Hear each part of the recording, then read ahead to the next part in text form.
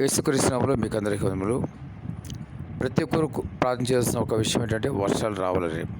వర్షాలు రాకపోతే కనుక ఈ సంవత్సరం మరి నీటికి చాలా కష్టమవుతుంది. మరి తాగే నీటికైనా లేకపోతే మనం రోజు వాడుకునే నీళ్ళకైనా సరే చాలా కష్టమవుతుంది. ఇప్పటికే పట్టణాల్లో భూగర్భ జలాలు అడుగంటిపోయినాయి. 1000 ఫీట్లు వేసినా కూడా మీకు నీళ్ళు వచ్చే పరిస్థితి లేదు. అటువంటి సమయాల్లో మరి పరిష్కారం ఒకటే ఉన్నది, వర్షాలు మాత్రమే. వర్షాలు ఎంత బాగా పడితే మరి అంతగా భూగర్భ జలాలు పెరుగుతాయి. అంతేకాదు భూకంపాలు వచ్చే అవకాశాలు కూడా తగ్గుతాయి.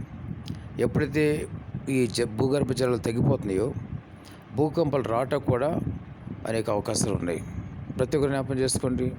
మీ వ్యక్తిగత కుటుంబ ప్రార్థనలు ప్రార్థించండి. దేవుడు ఖచ్చితంగా సహాయపడుతున్నాను ఆశిస్తున్నాను.